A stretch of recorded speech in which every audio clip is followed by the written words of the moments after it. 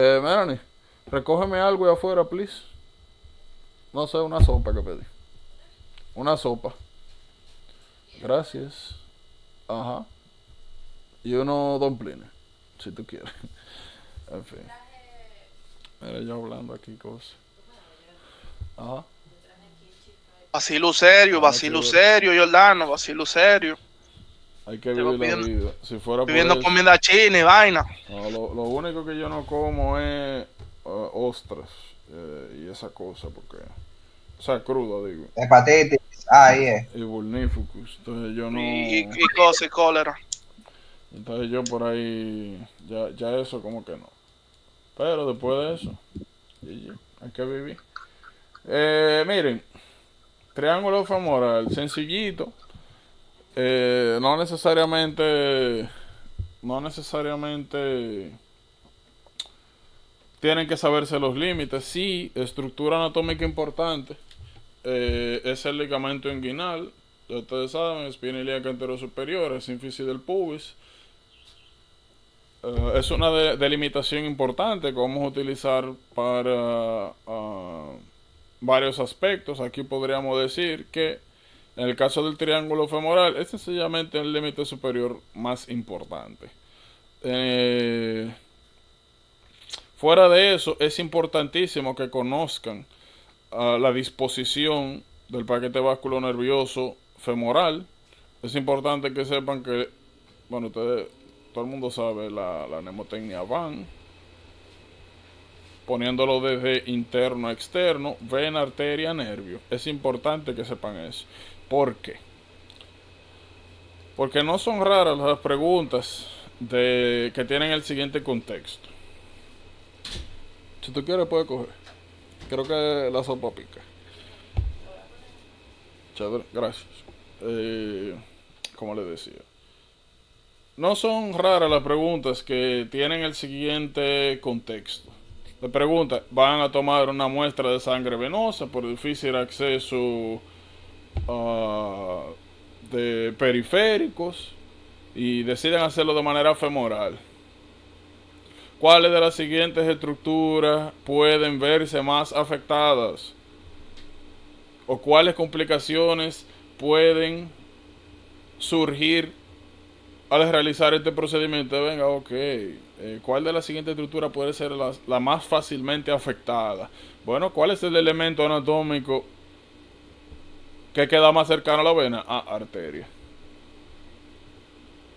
O se lo puede poner al contrario, que mientras están haciendo un proceso de cateterización por vía femoral o tomando una muestra arterial para gases arteriales en la vena femoral, el interno, el médico comete el error y punciona un poco más lateral.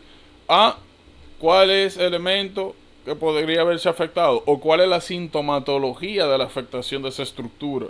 Eso lo vamos a ver un poquito más adelante cuando hablemos de el margen de inervación sensitiva y motora del nervio femoral.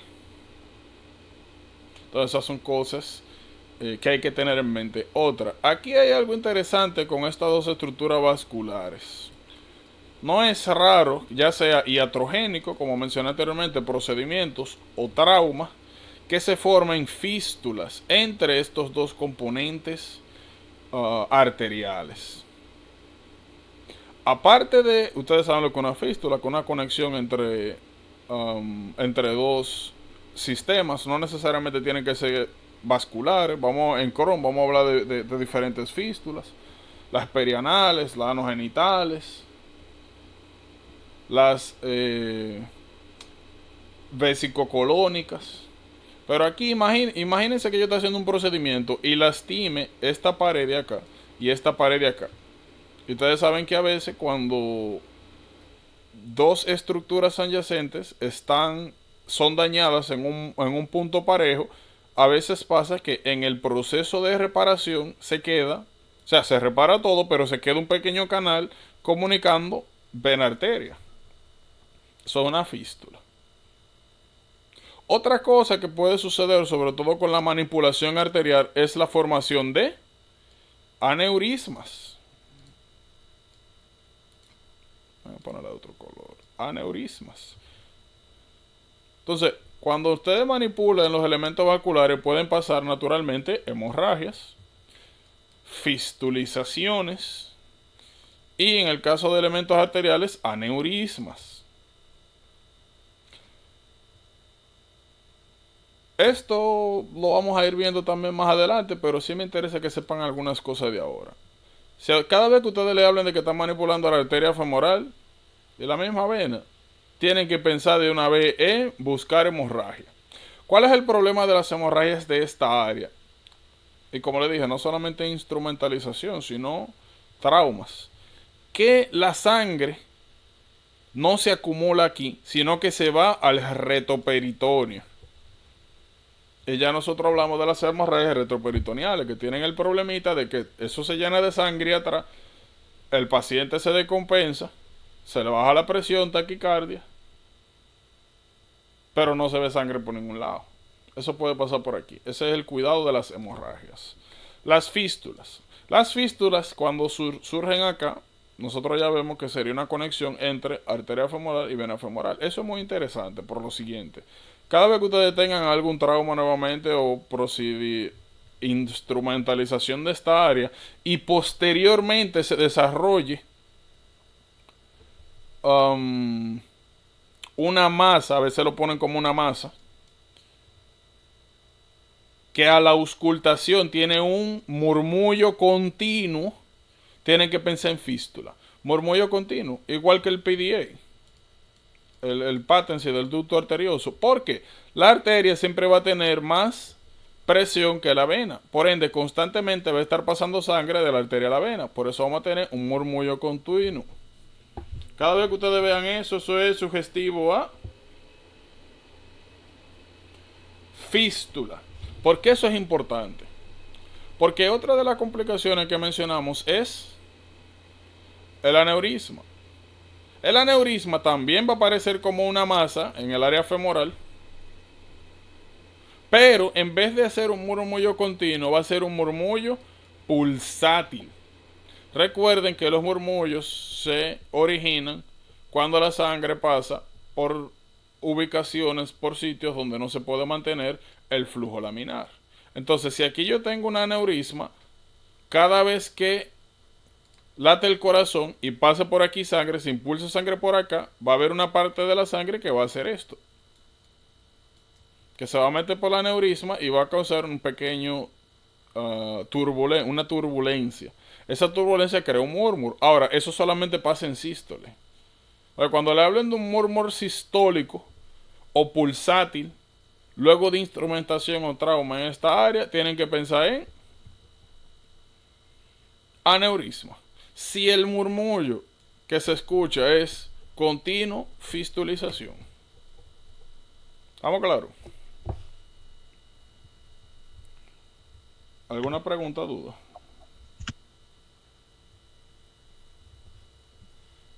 No. No, muy interesante. Bien. Sí, Continuo como los sistólicos, así, Jordano. ¿Cómo? Como los sistólicos, así, el murmullo de... O los de sistólicos la no, fístula. porque porque o los sistólicos, el nombre te dice que es solamente En sístole. sístole. Aquí es continuo en sístole Ok. y diástole. Perfecto. Ahora, esa clasificación, por si acaso, tú la puedes utilizar en aneurisma, la puedes utilizar en murmullos cardíacos. Yo no la veo quizá tan adecuada cuando se trata de estructuras periféricas, porque no necesariamente lo que ocurre en sístole en el corazón se va a correlacionar con lo que está sucediendo aquí en ese momento. Gotcha. Y de hecho, aquí, como le dije, hablamos más de de un murmullo pulsátil. Pulsátil de que va con el pulso. Ahora, no es tampoco que hay una sincronización súper perfecta y de que desde que late el corazón, de que aquí suena. No, aquí va a sonar cuando la sangre que se sacó en sístole del corazón pase por acá. Pero hay un trayecto. Hay un delay. Déjame ver. Ya del linfoide hablamos. El asunto este de las áreas de drenaje. Yo creo que ahí estamos bien. Otra cosa, nosotros vamos a comenzar a hablar de hernia. Oigan bien, las hernias femorales son más frecuentes en mujeres. Cada vez que usted ve una mujer diga que tiene un bulto en el triángulo femoral, hernia. Sencillo como eso. Busque por ahí. Miren. Las preguntas de hernias, yo opinaría de manera neutral. No diría que es super high yield, pero es importante, porque es una pregunta que quizá parezca complicada, pero realmente es sencillita. Aquí usted tiene que saberse dos cosas. Usted tiene que saberse los componentes y la disposición de los elementos que conforman la pared abdominal. Memoria, ahí no hay nada que hacer. Ahora, ¿qué se tiene que saber relacionar? ¿Cuál es el origen de los elementos del conducto espermático referentes a los elementos de la pared abdominal? Me explico. Los testículos, ustedes saben que su origen es paraórtico, embrionariamente, y que posteriormente bajan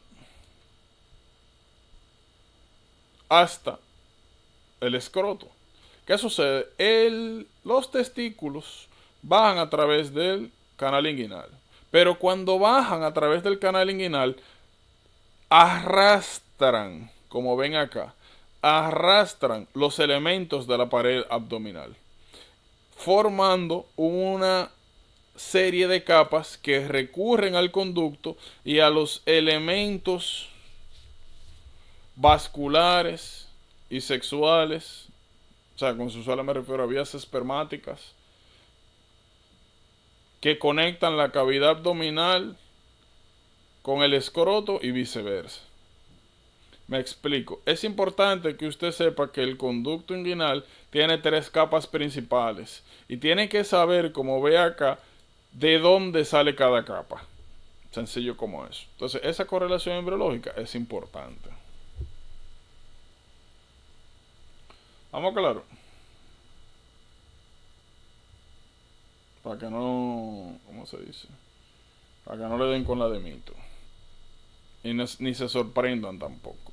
Fíjense que aquí nosotros tenemos un elemento vascular que son los vasos epigástricos inferiores. Los vasos epigástricos inferiores son sumamente importantes porque nos van a ayudar a nosotros como una especie de landmark anatómico para poder diferenciar de manera objetiva cuando estamos frente a una hernia inguinal directa versus indirecta. Recuerden eso es súper importante. En un momento vamos a hablar de hernias inguinales.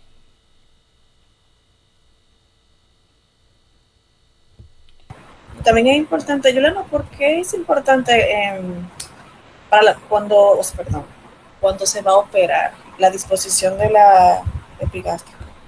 No es que es importante, o sea, cuando tú operas, eso es sencillamente un elemento que tú tienes que tener cuidado. O sea, que tienes que identificarlo para no llevártelo. Ahora, lo que sí es importante cuando tú vas a operar es saber si es directa o indirecta para tú saber cuál es el abordaje. Porque como vamos a ver anteriormente, las indirectas vienen por el conducto inguinal, significando que en la mayoría de los casos hay que poner malla. Y el abordaje es un poco más invasivo. Ahora, cuando son hernias directas, eso no tiene nada que ver con el conducto inguinal. Son sencillamente protrusiones por debilidad de la misma pared abdominal. O sea, ya son hernias que ocurren para acá afuera. Eso sí. Pero nuevamente, los vasos epigástricos sencillamente nos sirven como landmark anatómico. En cirugía vamos a ver, aparte de lo epigástrico, vamos a ver los nervios ilipogástrico y linguinal, que son importantes también cuando se va a hacer cualquier procedimiento en la pared abdominal. Vamos a llegar ahí. Pero en cirugía per se. Eso. Eso sí yo llegué a ver, yo llegué a presenciar un par de, de correcciones de hernias inguinales y generalmente buscaban los vasos epigástricos, pero nuevamente era sencillamente para si tenían que hacer algún tipo de disección por esa área, no ponerle a la mano. O sea, evitarlos. Es una arteria principal de la irrigación de la pared anterolateral del abdomen. E inferior, antero inferior. Entonces, no es que una cosa del otro mundo, pero naturalmente, si no es necesario, ¿para qué?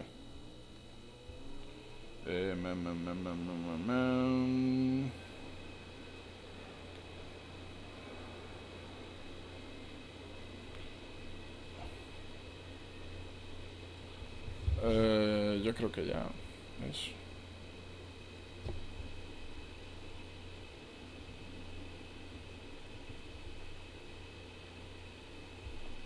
Déjame chequear algo. Es importante aprenderse a la disposición del, ¿cómo? Del cordón espermático. ¿Cómo? Las capas del cordón espermático.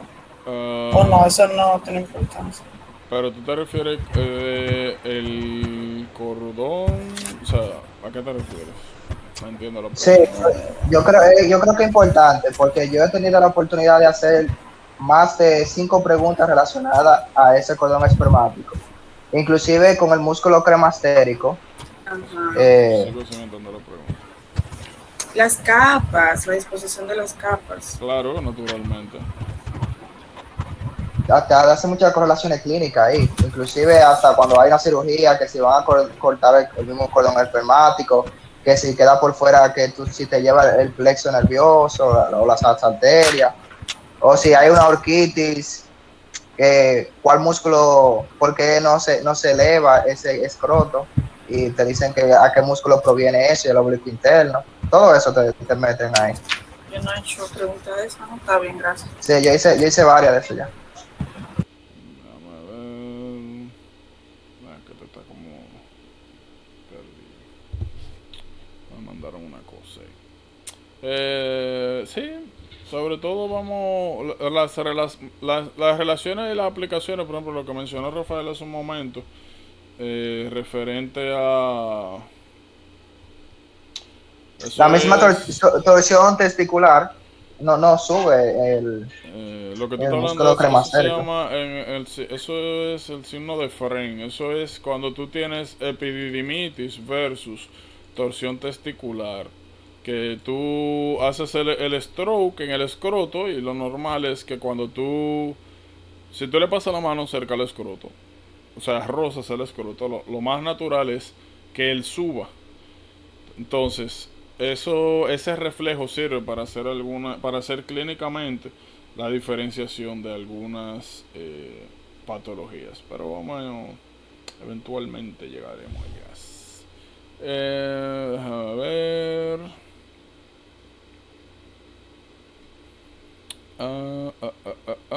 Como les dije, los elementos ya nerviosos lo vamos a abordar en neuro, naturalmente. Yo creo que ahí estamos. Eso es lo más importante. Hernias. Miren qué interesante. Todo el mundo aquí sabe lo que es una hernia, que es sencillamente cuando hay un weakness o ruptura de alguna barrera que normalmente no permite que un elemento salga de su contenido o de su cavidad a otra. Por ejemplo, hernia diafragmática. Yo creo que habíamos hablado de eso un poquito, que les había enseñado imágenes, o fue otro grupo. Pero yo estoy casi seguro de que fue ustedes. Miren. Congenital diaphragmatic hernia. Miren, X-ray. Me gusta más X-ray. Yo creo que sí, que fue aquí que te hablaste de eso, como que se iban los intestinos. Ajá. para arriba. Normalmente aquí nosotros tenemos el diafragma, y que aparte de ser un músculo importante en el proceso de participación, nos permite a nosotros mantener la división anatómica entre las dos cavidades. Es el límite entre uno y otro. Pues naturalmente, si nosotros tenemos o ausencia del músculo diafragmático o ruptura en el caso de algún trauma, pues ¿quién entonces va a tener contenida la visera en abdomen? Nadie, así que van a subir. Entonces eso que ustedes están viendo ahí es una hernia diafragmática izquierda. Naturalmente, si nosotros tenemos vísceras, en este caso intestinos, que están yéndose a la cavidad torácica, ya usted tiene que tener una idea de qué usted va a encontrar, de cuáles son los hallazgos. Presentación, lo primero va a ser problemas respiratorios, porque estamos invadiendo el campo pulmonar y esos pulmones van a estar ahí aperruchados. Eso es lo primero. Segundo, si cuando usted vaya a ocultar el pulmón, ¿qué es lo que usted va a escuchar? Hay matidez por la hipoplasia pulmonar. Peristalsia. Oh, sí, peristalsia. Y es en percusión que hay matidez. Yo pregunté por auscultación. Sí, auscultación. Tú pones el estetoscopio, ¿qué es lo que tú ves? Tripa. Peristalsia. No sé yo cómo es eso, tripa. Nuevamente, como le dije, pueden ser congénitas o adquiridas por trauma. No se sorprendan si ustedes ya ven a una persona adulta que presenta un cuadro parecido y tuvo de que algún... ¿Cómo se llama esto? Tuvo de que algún trauma vehicular, en bicicleta, moto. Tienen que estar pendiente a eso. Lo otro, fíjense, en la mayoría de las imágenes que estamos viendo ahí, ¿dónde que está el problema? En el lado izquierdo. Las hernias diafragmáticas tienden a ser más comunes en el lado izquierdo, porque en el lado derecho ustedes saben quién está aquí. El hígado. Hígado. Usualmente, aunque haya ruptura del diafragma, no permitiría que eso pase naturalmente.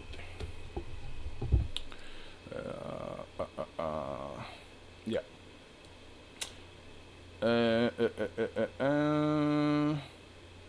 Ojo, aunque aquí hace mucho énfasis, por eso le dije adultos, lo mencionaste, que aquí hace mucho énfasis en niños y en congenital, y en que tienen como un componente congénito, no se descuiden con los adultos, porque como le dije, a través de trauma puede pasar. Importante de las hernias que suceden en la unión esofagogástrica. Ya ustedes saben que esto es una de las muchas causas de GERD, enfermedad de reflujo gastroesofágico. ¿Qué tienen que saber? Existen dos tipos de hernia. Está las hernias, los sliding, las deslizantes, y están las paraesofágicas. Las más comunes son estas. Lo más importante que tienen que saber de esto es que si constantemente, vamos a suponer, vamos a coger esta imagen para que nos entendamos. Miren aquí, ¿verdad? Lo normal es que esto, miren ahí el escamo columnar junction, lo normal es que eso esté ya por aquí. Se supone que el esfínter esofágico inferior está aquí. Si usted está protruyendo parte, sobre todo fundus y parte cardial hacia arriba, eso le quita soporte al esfínter esofágico inferior, que es un esfínter fisiológico, valga la redundancia, y eso hace que se pierda la tonicidad de acá. ¿Qué significa eso? Que así mismo como sube parte anatómica gástrica, así también pueden comenzar a subir el contenido gástrico. Por ende, regularmente, la presentación que tiene alguien con hernia hiatal son episodios de disfagia y GERD-like.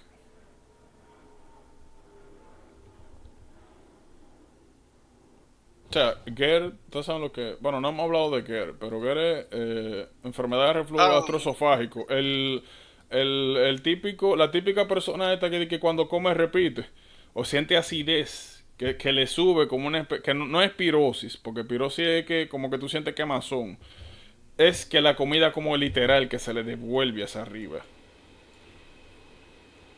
Pero vamos a llegar a GER, no se preocupen. Lo que quiero que sepan es que esto es una causa importante de eso. Dije disfagia, pero no es disfagia. Disfagia es problemas orofaringios sobre todo y quizás esofágicos superiores.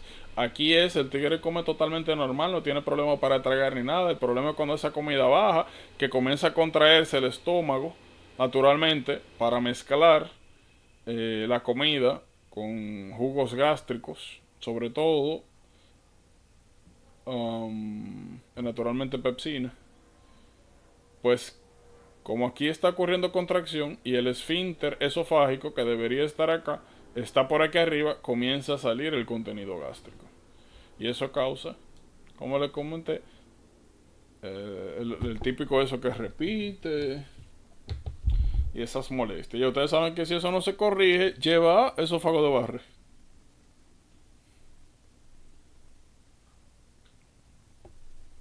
¿Vamos claro entonces?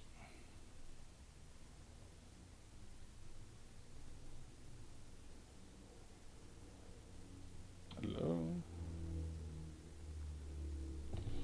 Sí, estamos claros. Sí. Esas son las más comunes. La pared esofágica regularmente incluso son asintomáticas. A menos que den problemas o sean muy grandes, no se hace mucho con eso.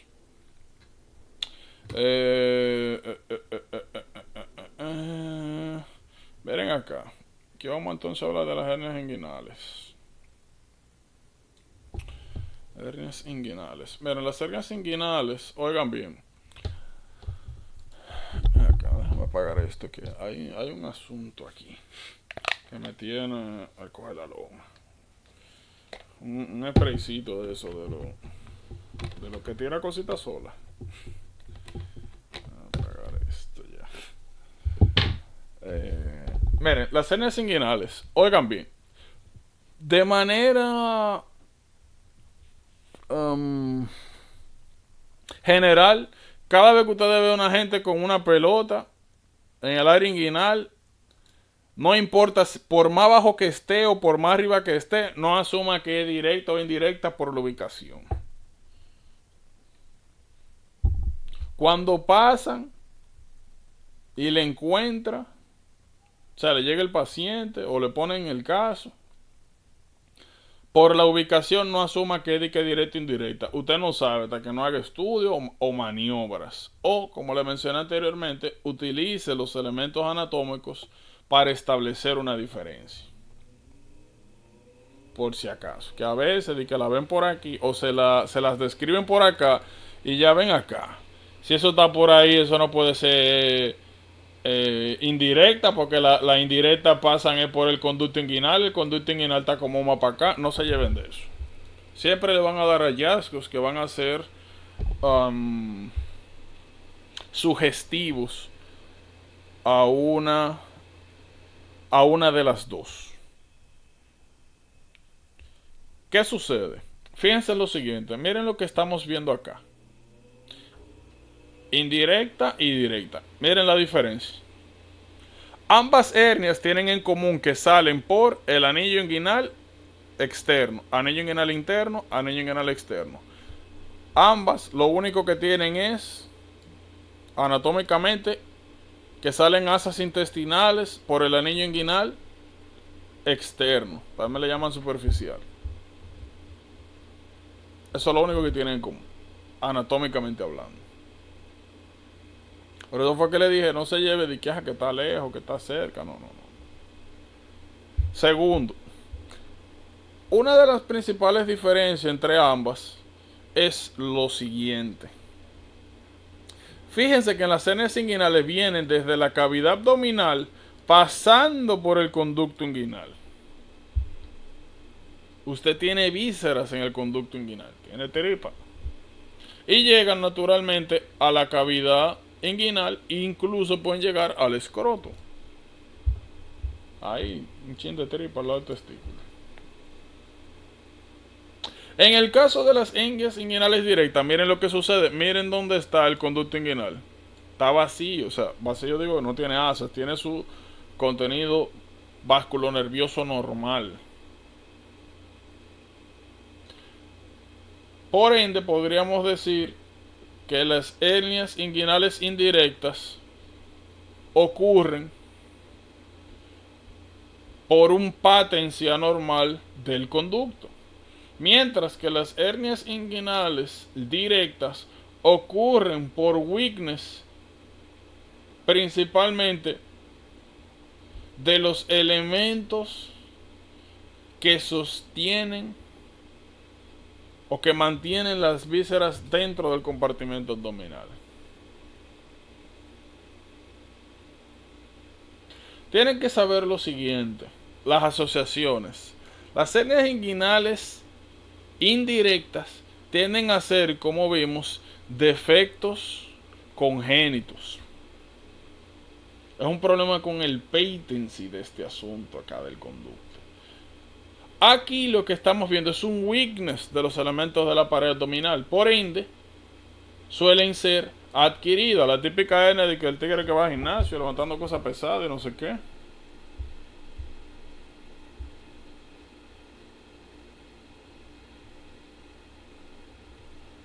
Asociaciones. Lo otro. Ustedes saben que uno de los grandes problemas que pasa, bueno, primero vamos a hablar de antes de hablar de complicaciones de la sintomatología.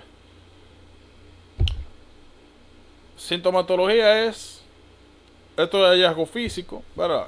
Una especie de tumoración, un bulging. Ese bulging o esa masa tiende a agrandarse cuando hay aumento de la presión intraabdominal, llámese cargar cosas pesadas, hacer esfuerzos, ir al baño, pujar. Aumentan la masa, se pone más grande. Segundo,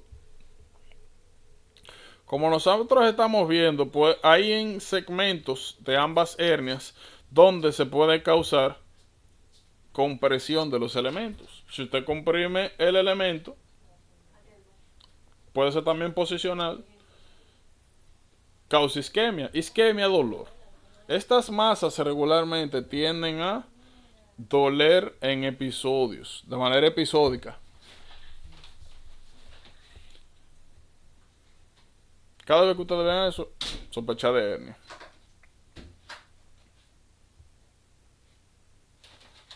¿Tienen alguna duda de por acá?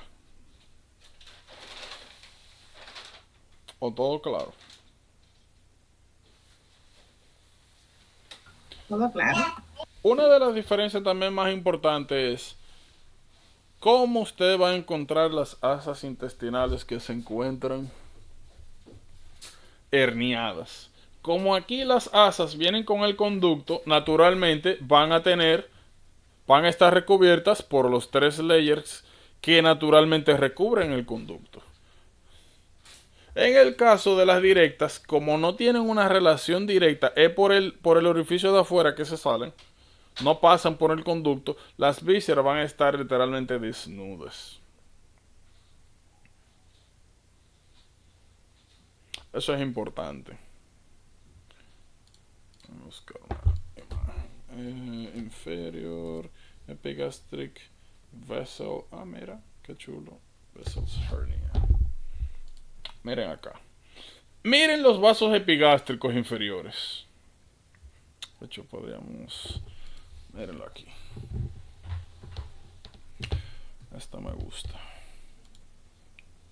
De hecho, esta me gusta más. Miren, esto a mí me tomó mucho tiempo, como...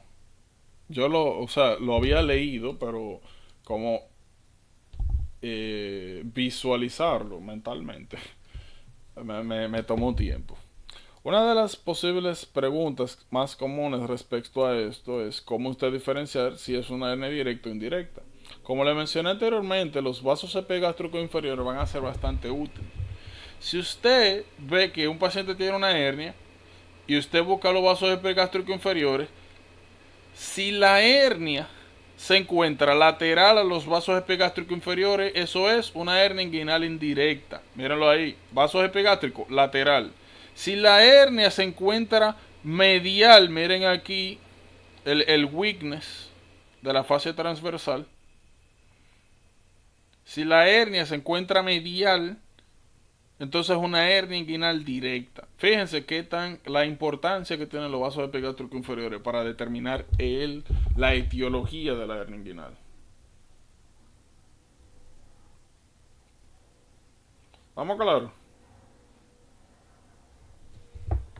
Eso, de todas las cosas que hemos hablado, yo creo que esta es una de las que menos le puedo olvidar, porque es esencial.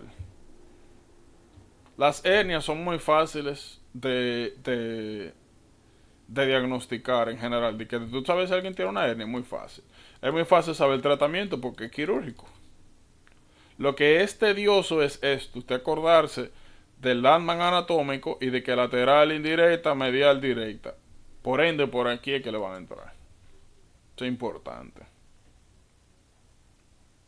Por si acaso.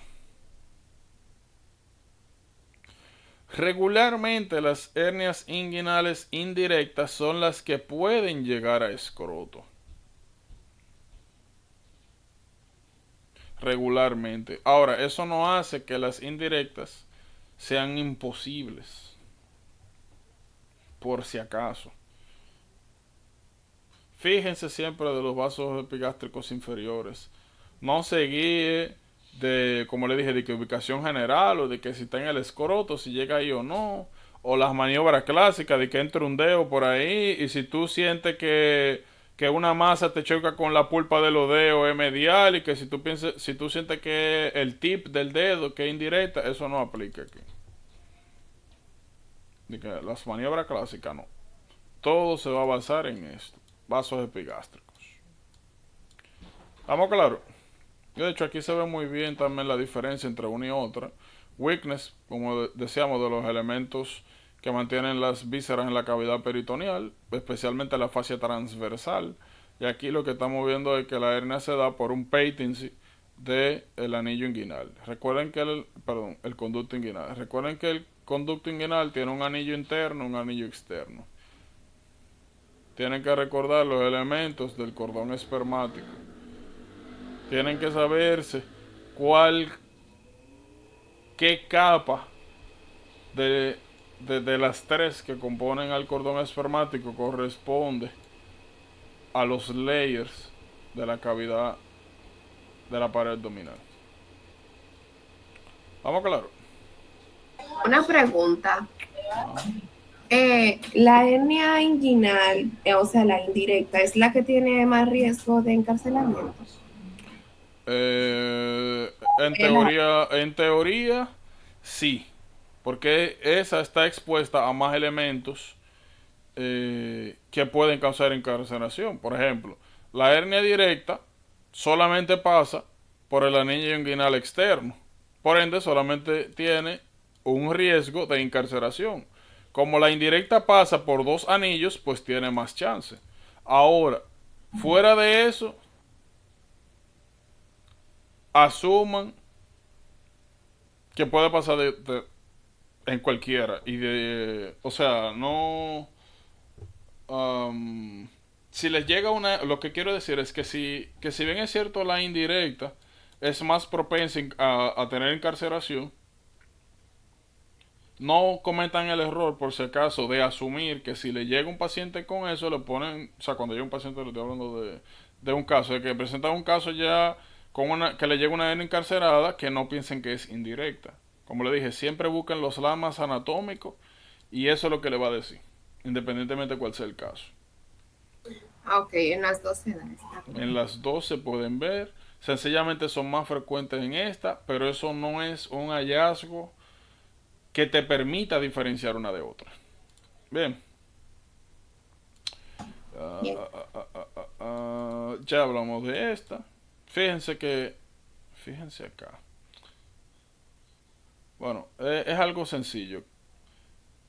Todas las hernias inguinales van a estar por arriba del ligamento inguinal si la hernia está por debajo del ligamento inguinal es femoral. No, porque ya como, tú sabes, pero son monstruosos y dolorosos. Y después, como te digo, hacer los flashcards y... ¿Qué?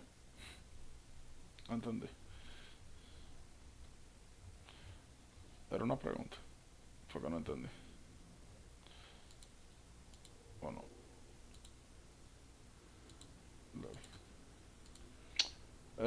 Bueno, aquí realmente, como ustedes ven, lo que tienen son un reguero de hormonas.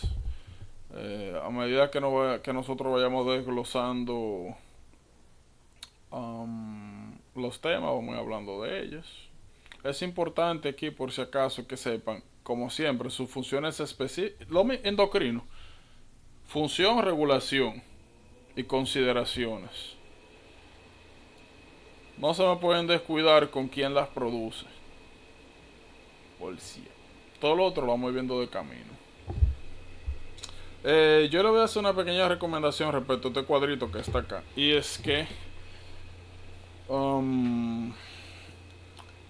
hagan sus flashcards con eso. Porque a veces le ponen, por ejemplo, un paciente con anemia perniciosa, te ponen un slide patológico o este slide que está aquí, uno muy parecido, y te ponen en literal flechas así, te dicen como dónde estaría ubicada la célula afectada en anemia perniciosa. Eso es bastante común.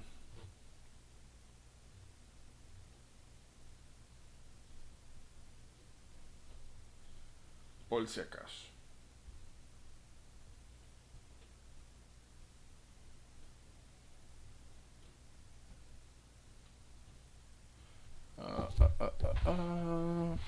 Ella. Pero lo que más quiero decir es que deben de tener por lo menos una idea general de, dependiendo los layers, qué tipo de célula van a encontrar. Porque le pueden hacer cualquier pregunta y le pueden poner identificar.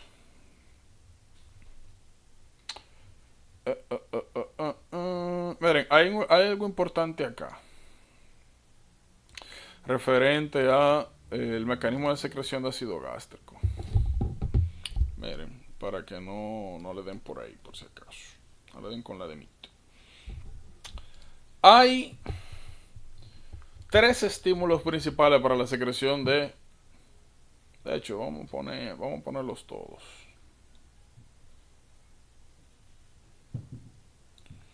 Bueno, vamos a ponerlo por parte. 3. Para no confundirnos. Hay 3 estímulos principales para la secreción de ácido gástrico. Tenemos el nervio vago. Eso es importante para más adelante cuando hablemos de las úlceras por estrés. Curling. Están curling. No, curling. Están curling y Cushing. Cushing son las del vago. Curling son las de los quemados. Que es por isquemia de la mucosa. Vamos a ver si estoy bien. ¿Cómo que se llama? Y el otro es por sobreestimulación nerviosa. Curling ulcer, sí. La de Cushing son, pero para estar seguro. Curling ulcer, severe burns. Curling son úlceras por hipoperfusión y Cushing ulcer son por overstimulation del nervio vago. Principalmente estrés. Miren, hay algo que siempre me chocó en los hospitales en general, sobre todo en pacientes en UCI, y es que por lo regular, una de las primeras cosas que, bueno, a todo el que llega a una emergencia y en general, sobre todo como le digo, cuando están complicados en UCI o tan politraumatizado, complicado, una de las primeras cosas que le ponen es, después de estabilizar y demás, PPI. Proton Pump Inhibitors. Yo nunca entendí por qué, ahora sí. Cuando hay un estrés continuo fisiológico, el nervio vago mantiene como una especie de estimulación tónica. Y eso causa naturalmente que aquí a nivel gástrico se secrete ácido clorhídrico constantemente. Significa que una persona que está en estrés fisiológico constante es más propensa a desarrollar úlceras gástricas, porque usted está constantemente aquí tirando ácido clorhídrico. Pues ya usted sabe que eventualmente puede lograr erosionar la misma mucosa. Pero vamos a llegar ahí. ahora mismo lo que me interesa es estimulación nerviosa. Vago, cada vez que hablamos vago es de división parasimpatética. Parasimpatética ya sabemos que se maneja con acetilcolina. El segundo está, oigan bien, histamina. Y el clásico es que es gastrina. Las consideraciones del vago ya lo hablamos. Úlceras de estrés o úlceras de Cushing, así como el síndrome. Eso es lo primero. Histamina y gastrina. Hay algo interesante aquí con esto. Fíjense lo siguiente. Ya nosotros conocemos, en el cuadrito de atrás están las células G. Como ustedes ven, las células G tienden a concentrarse en el antro pilórico. Ellas secretan gastrina. Esa gastrina, naturalmente, ya nosotros sabemos que estimula las células parietales para la producción de ácido clorhídrico. Sí, también esto, pero vamos a concentrarnos aquí. ¿Qué sucede? La gastrina estimula de manera directa a las células parietales, pero también estimula las otras células enterocromafines para que liberen histamina, que también aumenta la secreción de ácido clorhídrico a nivel estomacal. Por ende, nosotros tenemos un mecanismo directo y un mecanismo indirecto de secreción de ácido clorhídrico a nivel hormonal. Ese sistema es importante. Es importante que sepan que donde el predominio de este grupo celular es en el antro.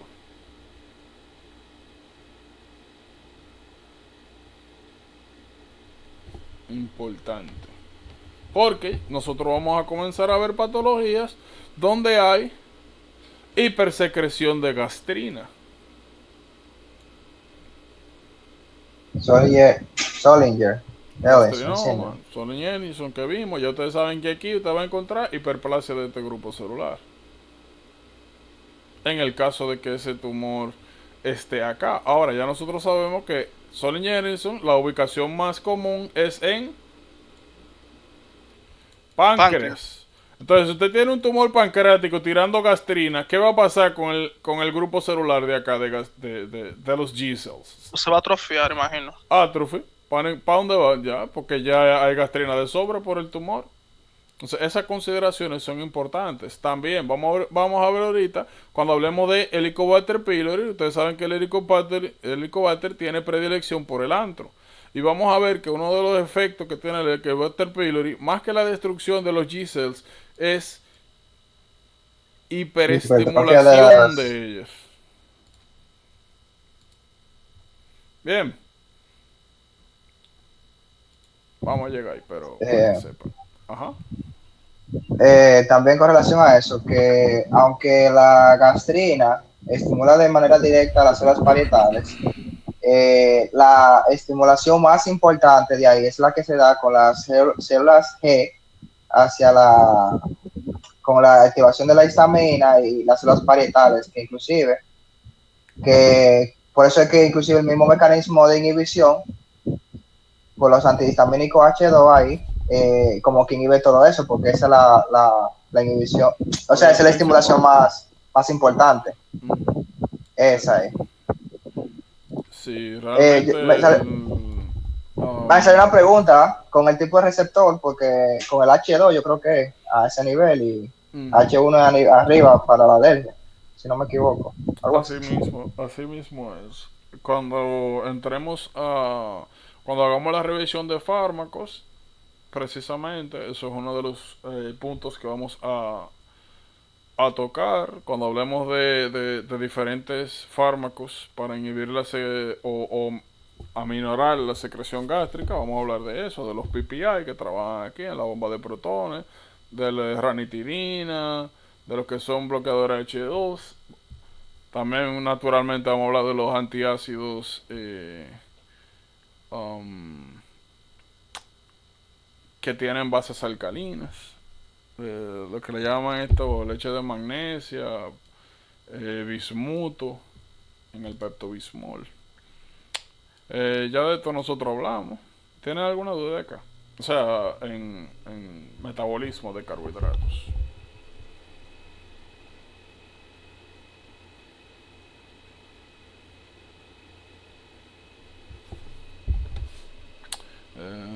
No.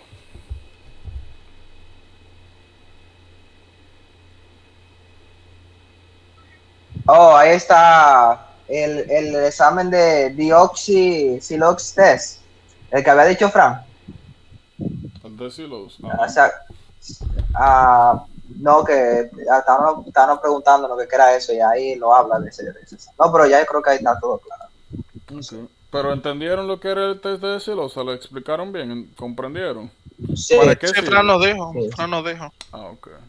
¿Dónde ustedes utilizarían el test de decilosa? O sea, ¿cuándo?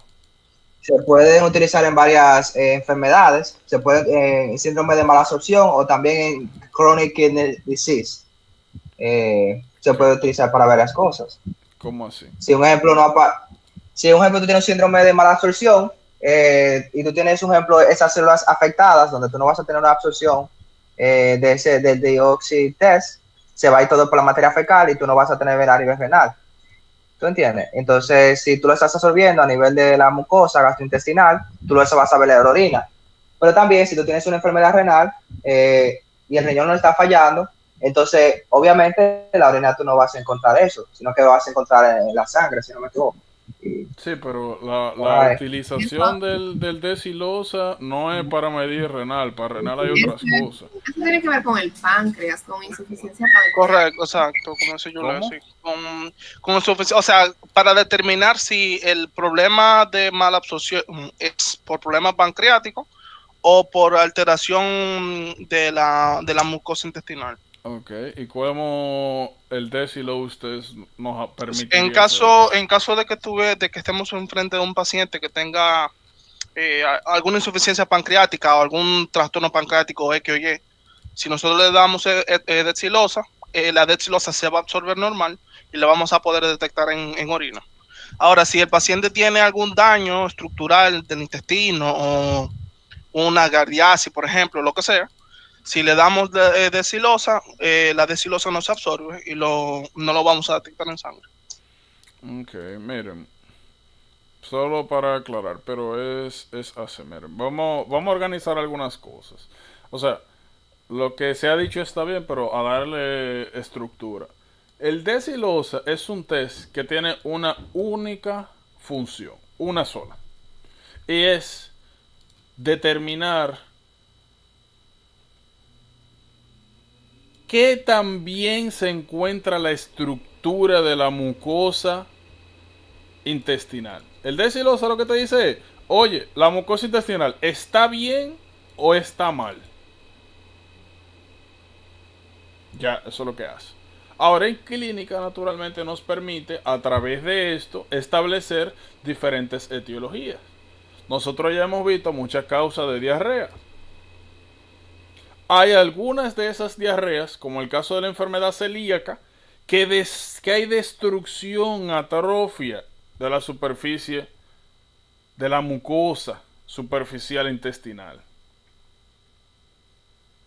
Y hay otras causas, como el caso de insuficiencia pancreática, donde la mucosa está bien, pero como no se están digiriendo los nutrimentos, no se pueden absorber. Y si no se absorben, diarrea. Aumento de la osmolaridad, comienza a jalarse agua de los tejidos al lumen y diarrea. Entonces el decirlo a ustedes nos permite a nosotros saber, ven acá, el problema es que hay algún daño en la mucosa o no. Ya, eso es lo único que nos dice el decirlo a ustedes. Con la interpretación que ustedes dijeron, si lo damos, ¿aparece en sangre? Sí, pues entonces si el Decilox se pudo absorber, significa que la mucosa está bien.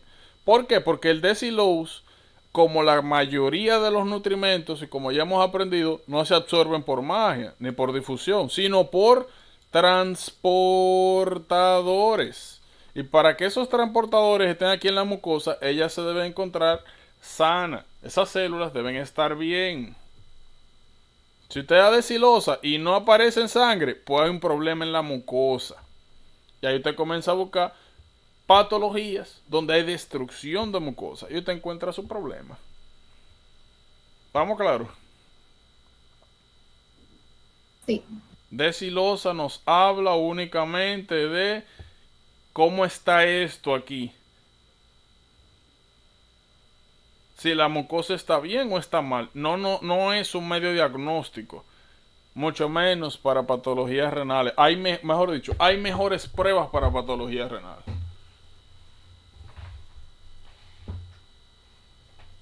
Podría en tal caso utilizarse, pero no se usa para nada renal. El único propósito de esa prueba es esta. Para que tengan eso claro, ya que está aquí.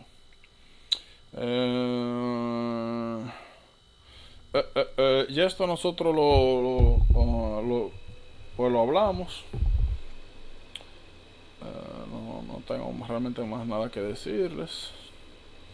De los pager patches hemos hablado también. Lo único que quizá podría mencionarles y decirles es que aquí, lo primero es lo siguiente: la mayoría de los tejidos linfoides que hemos visto, si no todos, tienden a tener una cápsula. Estos no. Sencillamente están organizados, pero no tienen cápsula. Lo segundo, aquí nosotros vamos a encontrar una especie muy importante de células llamadas células M, que son como las células dendríticas.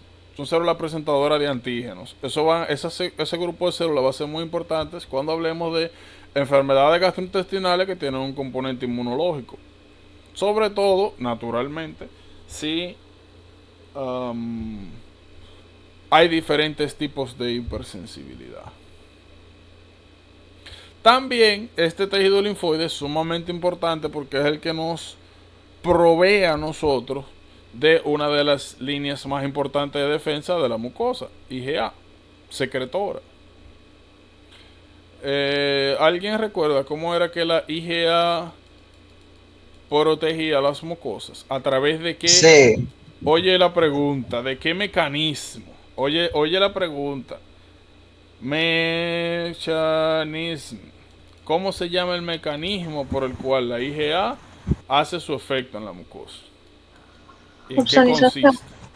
No es opsonización, solamente neutralización.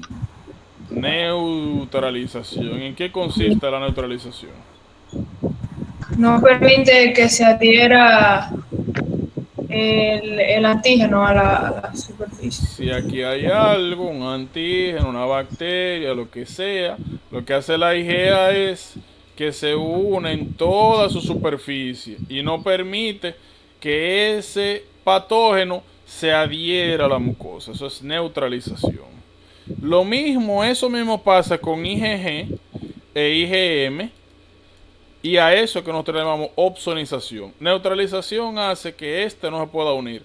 Opsonización es marcar para cuando los macrófagos vengan, células fagocíticas, digan, puedan reconocer que eso es raro y que hay que llevárselo. ¿Estamos claros? ¿Alguna duda con esto? No. Mecanismo. Ya, luego de eso realmente no hay mucha cosa. Miren, aquí en Bilis hay algo interesante. Si bien es cierto, nosotros todavía no vamos a hablar a profundidad de fármacos, aquí hay algo importante. Ya nosotros mencionamos someramente el asunto de colecistitis, de la formación de piedras y demás. Miren, y cuando hablamos de absorción, sobre todo en metabolismo general y absorción de lípidos, nosotros mencionamos la bilis como un agente emulsificante importante.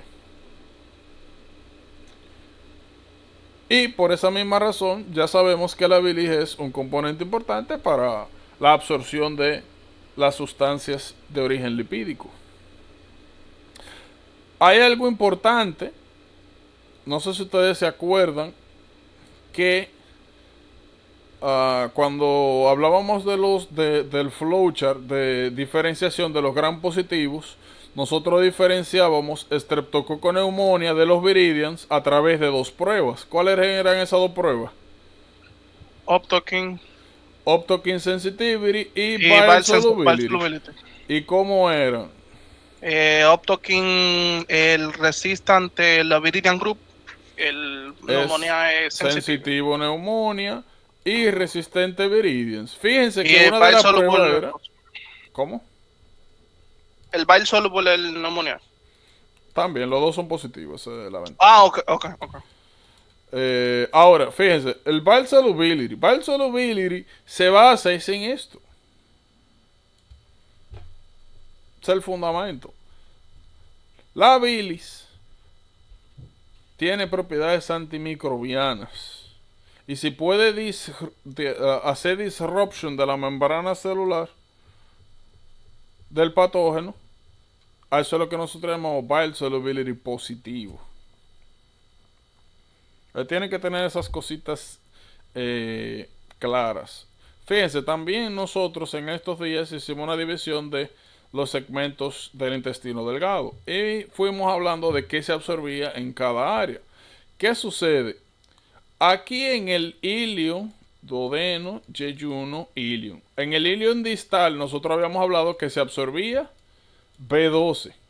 Y ya habíamos hablado de las implicaciones, algunas de las patologías generales donde esto se puede ver afectado.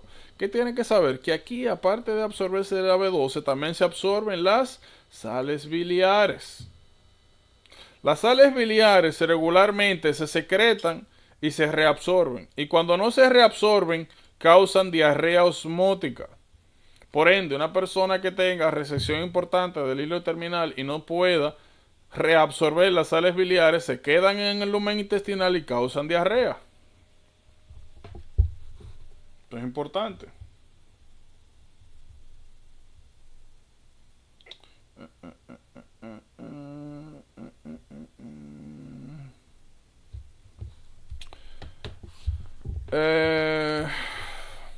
En Crohn vamos a hablar un poquito de esto. Pero cuando estemos en Crohn. Déjenmelo ahí. Miren esta enzima. 7-alfa hidroxilasa. No me la pueden confundir con la alfa-1 hidroxilasa. ¿Qué era lo que hacía la 1-alfa hidroxilasa? Esa es la que tiene que ver con la vitamina D de nivel renal. ¿Dónde está esa enzima? ¿Y qué es lo que hace? Eso no es a nivel renal. Para que se ¿pero en qué pueda parte?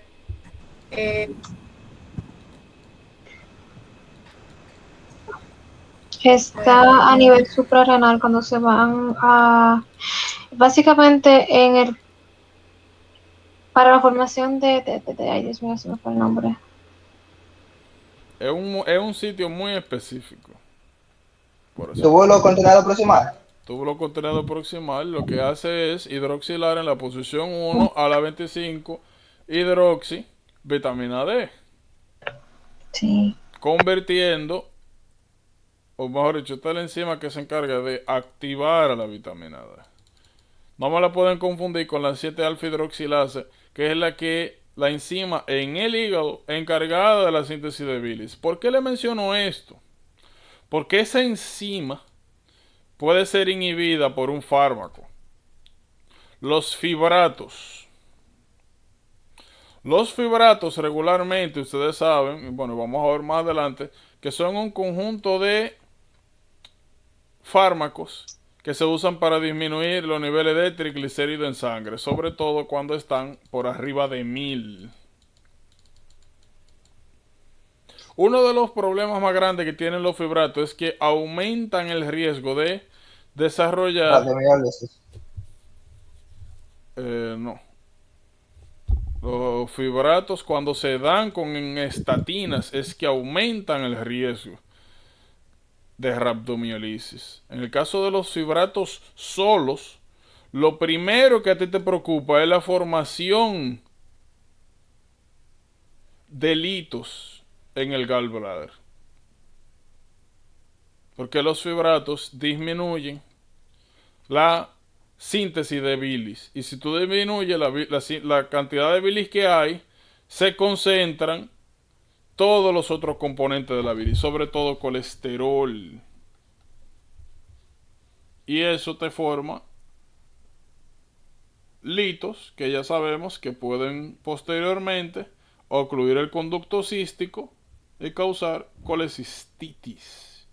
Así que los fibratos están asociados al desarrollo de colecistitis. Eso es importante. Me lo van a preguntar.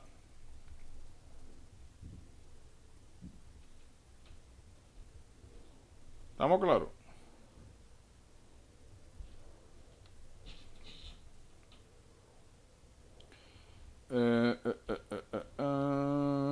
No tienen ninguna duda. Como te mencioné, por si acaso, Rafael, los fibratos solos es raro que causen rhabdomiolisis. Las estatinas sí están asociadas a rhabdomiolisis. Sí, yo Pero me el acordé. riesgo sube mucho más cuando tú lo das junto. Pero no es que los fibratos están directamente relacionados con eso. Por si. Sí, inclusive puede provocar lo que es tubular necrosis a nivel renal. Ajá. Por los depósitos como de hierro, ¿no? Algo así. Los pacientes hierro, diabéticos. Mioglobina. Ajá. Miren, aquí no está. No. Bueno, vamos a hablar de eso más adelante, del ácido urodeoxicólico. Bilirrubina. Miren, ustedes saben que bilirrubina, regularmente los laboratorios que ustedes van a recibir van a ser bilirrubina total y directa. Pero hay una tercera que es indirecta. Esta siempre usted va a tener que calcularla. Y es sencillamente total menos directa. Les recomiendo que siempre la calculen. Cuando tengan algún tipo de patología donde hay ictericia. Perdón, que se me frizó un poco. ¿Cuál es que se tiene que calcular? La indirecta, siempre. Regularmente le van a dar total y directa. Muchas veces, no se sorprendan si no le dan directa, pero como le dije, si le dan esta dos, usted la calcula. Que es total menos directa. Por si acaso les pasa. Que no se sorprendan y estén pendientes de eso. Y eso es importante porque vamos a ver una serie de patologías que todas causan ictericia, pero que una de las cositas que podemos buscar para saber dónde comenzar a buscar es saber si la hiperbilirrubinemia es a expensas de la directa o la indirecta. Eso es importante. Yo creo que nosotros habíamos hablado un poquito de esto. Yo creo que sí, ¿verdad? Yo creo que esto lo habíamos hablado ya. De esto, del proceso de formación de bilirrubina. No. ¿En qué tema? No. Yo pensaba que sí. Bueno, miren. Ya nosotros sabemos que los RBCs tienen adentro hemoglobina. Ahora, ¿qué pasa y bueno, y ya sabemos que la hemoglobina, aparte de cuando se libera, sobre todo en bloodstream, si hay algún tipo de lisis, cualquier razón, ya sea por parásito, trombosis, trombocitopenia púrpura, hemolítica uremic syndrome, paroxismo nocturna de hemoglobinuria, crioglobulinemia, macroangiopática hemolítica anemia, toda la patología que hemos visto, glucosis phosphate dehydrogenase, lo que sea que te cause lisis de RBC en bloodstream, ya nosotros sabemos que eventualmente si usted rompe un eritrocito sale la hemoglobina. Ya sabemos que la hemoglobina es tóxica a nivel renal, por ende hay que resolver con eso. La primera línea de defensa para eso es la aptoglobina. Ya sabemos que es una proteína que literalmente se une a la hemoglobina y no permite que se filtre a nivel renal. Ahora bien, parte de esa hemoglobina, la misma que se libera, y finalmente también la demás que esté unida a aptoglobina se pasa un proceso de eliminación. ¿Quiénes se encargan de eso? Los macrófagos. Los macrófagos tienen un complejo enzimático llamado hemoxigenasa que en varios pasos degradan a la bilirrubina. Primero la convierten en biliverdina y luego en bilirrubina. La bilirrubina ya nosotros sabemos que se divide en directa e indirecta. La bilirrubina que se produce acá es la indirecta o no conjugada. Y fíjense que aquí yo agregué un paso extra que es biliverdina.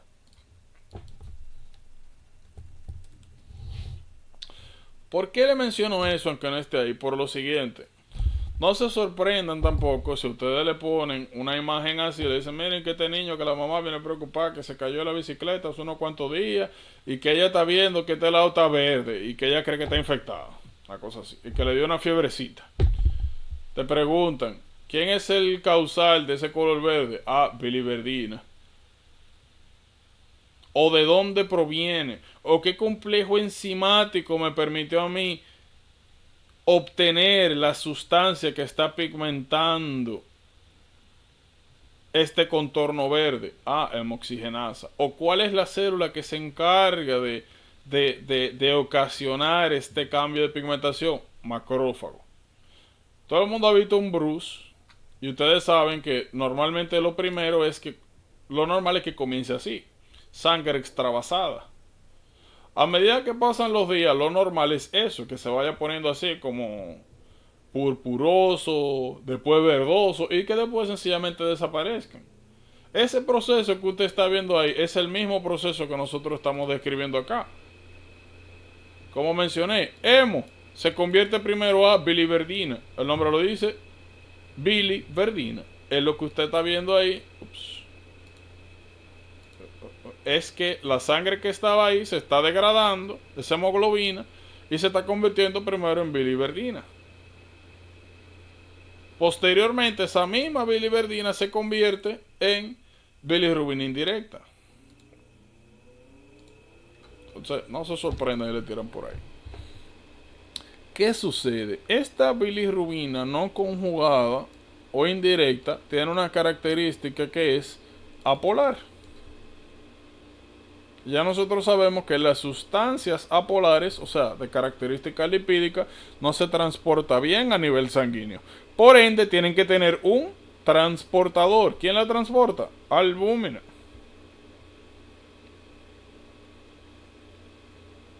Y la albúmina entonces transporta esa bilirrubina no conjugada al hígado. ¿Y ustedes saben lo que va a hacer el hígado?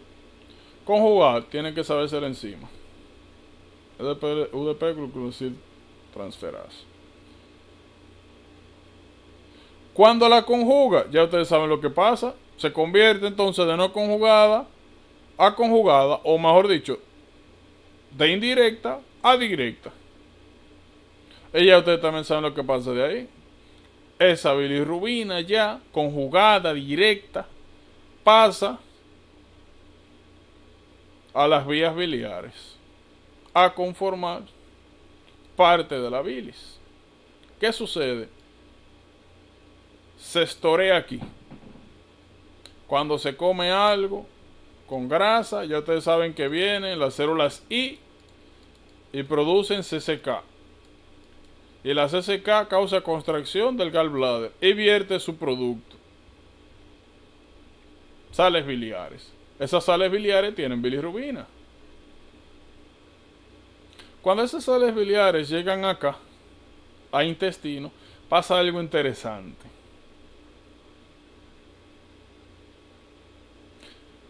Fíjense, las bacterias intestinales tienen la capacidad de desconjugar nuevamente a esa bilirrubina que ya conjugamos. Ojo, bilirrubina no conjugada, dijimos que era polar y la conjugada es polar. ¿Cómo las bacterias desconjugan esa bilirrubina de polar la convierte nuevamente a apolar. Y ya nosotros sabemos que las sustancias que son apolares se absorben de manera fácil, que atraviesan las membranas a través de difusión. Entonces, parte de esa bilirrubina que se desconjugó se absorbe. Y parte de esa bilirrubina desconjugada por las células, por las bacterias del sistema gastrointestinal, va a los riñones y se elimina por vía renal. Y eso es lo que le da el color amarillo a la orina. Otra parte, en vez de reabsorberse, sencillamente sigue con las heces. Y eso es lo que le da el color a las heces. Urovinina, el que se va aquí, el que aparece acá en orina, que se elimina vía renal, y estercobilina en las heces. Esto es importante, que se sepan el ciclo, que sepan el efecto que tienen las bacterias a nivel gastrointestinal sobre este proceso. ¿Tienen alguna duda? No, pero yo leí acerca de una beta-glucuronidasa. Esas ¿Esa es la hepática? son las enzimas que tienen estos tigres. La beta-glucuronidasa lo que hacen es que le quitan Ajá. el ácido glucurónico que tiene la bilirrubina conjugada. Eso mismo, porque yo no la veo aquí, entonces, pero yo leí eso, pero bueno. Sí. O sea, ese es el mecanismo mediante el cual sucede.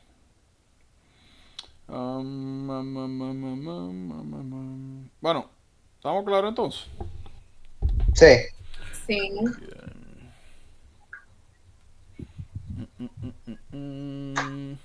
Oh, interesante. Miren,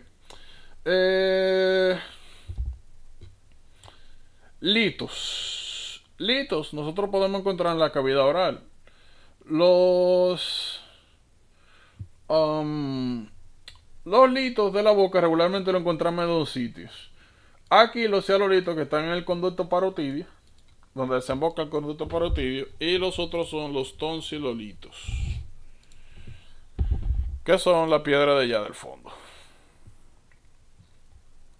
¿Qué tienen que saber? En caso de cialolitiasis, cada vez que ustedes vean a una persona con cialolitiasis, ojo, nosotros estamos concentrándonos en el de la imagen, pero ustedes saben que en las glándulas salivales se dividen en dos grupos, mayores y menores. Menores son todas las células microscópicas que secretan saliva, y las mayores, ustedes saben que son las submandibulares, la sublingual y la parotidia. Cialolitiasis puede literalmente ocurrir en cualquiera. Ahora, sobre todo las parotidias suelen ser comunes en personas que, oigan bien, utilizan o anticolinérgicos, o pacientes intubados, o pacientes posquirúrgicos o en coma, que ustedes saben, duran tiempo sin pasar nada por la boca. Entonces se seca la mucosa y eso promueve la formación de litos. Ese grupo de personas están en riesgo de desarrollarlos. ¿Por qué la cialolitiasis es importante? Por dos razones principales. Si aquí se forma un lito, va a obstruir el conducto. Si se obstruye el conducto, ya ustedes saben que se va a acumular saliva. Y eso predispone a infecciones. Eso es importante. Otra cosa. Hay un hallazgo importante que es cialadenitis. Fíjense. Cialadenitis. Cialadenitis es interesante. Miren eso. Que como si parece como es como una parotiditis, pero indolora. O sea, tú ves como que está inflamada, pero tú la topas y no duele. Signo del globo, algo así. ¿Cómo? Signo del globo. Tú le puedes llamar así. ¿Qué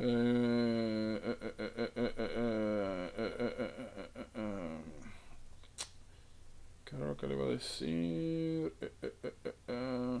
Lo único que yo o sea, estoy pensando, no estoy totalmente seguro si en este caso el bulging de la parótida, yo creo que, o sea, lo que quiero decir es que yo creo que el signo del globo es cuando hay tumor de parótida.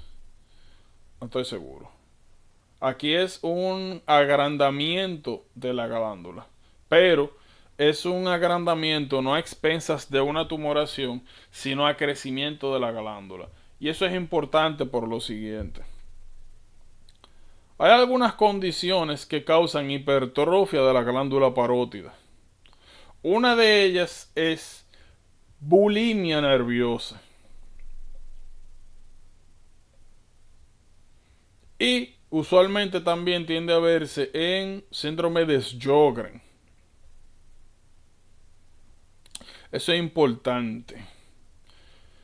Eso es importante. Cada vez que usted vea glándula, para vez que usted vea una persona con un BMI bajo, o sea, bajo peso, o de peso normal, o incluso obeso, que tiene mucho, que está obsesionado con su peso, problema, que está haciendo mucha dieta, pero que tiene momentos donde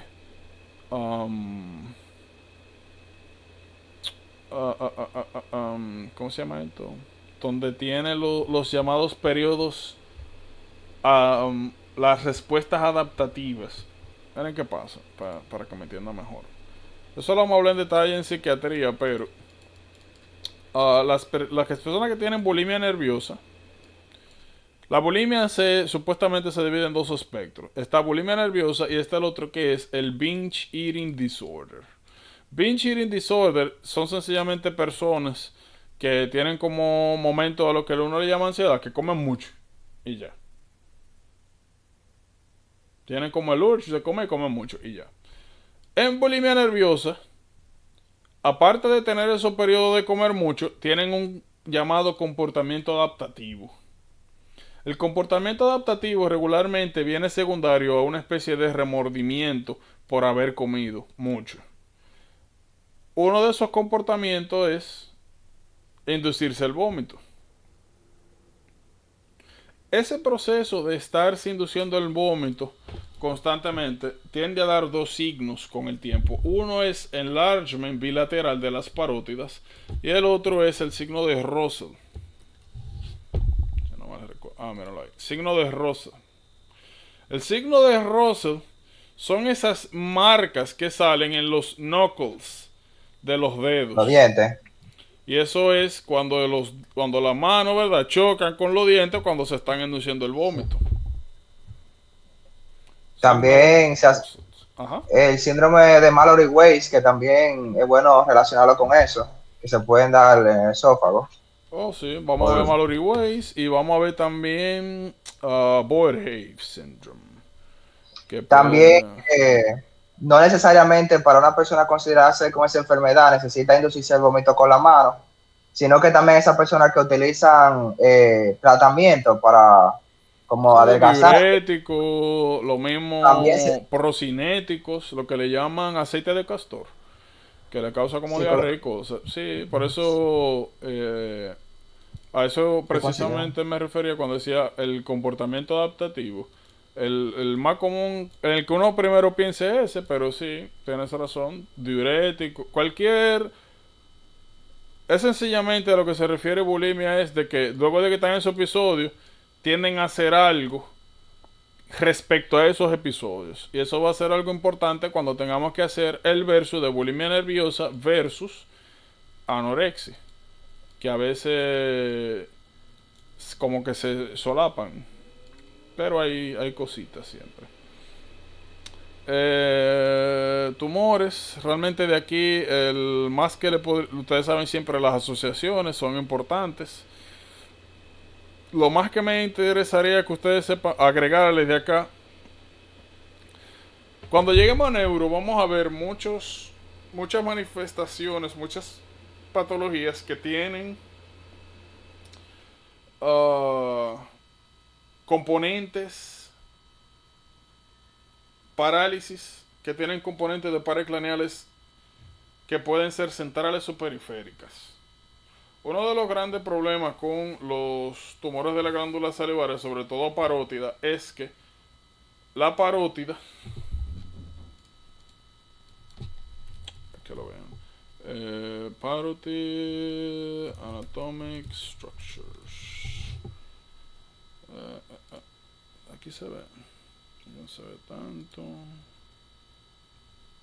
Bueno, el problemita con la glándula parótida, aquí no se ve, mira, aquí se ve bien. El problemita que tiene la glándula parótida es que es atravesada por varias estructuras, tanto nerviosas como vasculares. Por ende, es difícil que el tumor o no erosione una de estas estructuras, o que la cirugía para remover el tumor, pues que no se dañe alguna de estas estructuras. Muchas veces tú puedes tener un tumor de la glándula parótida que es incluso pequeño, que ni siquiera se ve, quizá tú sientas cuando topes, pero que te cause comprensión, por ejemplo, del nervio facial, y te dé pues manifestaciones neurológicas del nervio facial, naturalmente periféricas. Entonces, cada vez que para que se curen en salud, cada vez que ustedes vean a alguien que tenga afectación periférica al nervio facial, cuídense de la glándula parótida. De aquí realmente no hay muchas cosas que tengamos que decir, eso es súper straightforward. De acalasia sí tenemos tenemos algunas cositas que mencionar. Cuando hablamos de Chagas en estos días, yo le hablé de que eso era una de las causas de acalasia adquirida. Ya no la quito, bueno, Soma Cruz y Chagas. Le hablé del mecanismo, que era por molecular mimicry.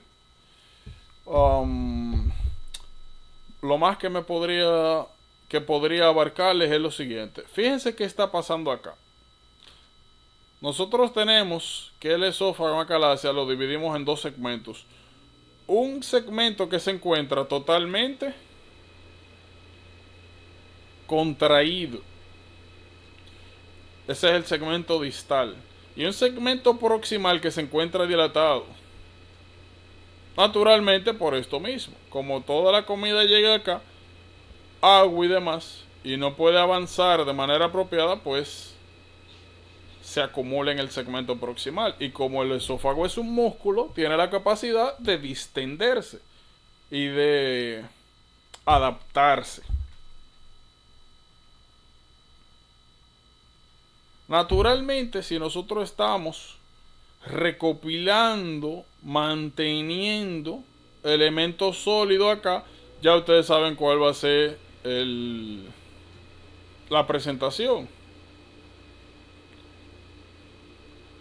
Problemas al comer de manera progresiva, regurgitación. Importante de este asunto, ahorita vamos a hablar de pseudoacalasia, que va a ser lo importante diferenciar. Tienen que saber que cuando usted sospeche de esto, pues ya usted sabe que lo primero que usted tiene que hacer es venir acá con un manómetro.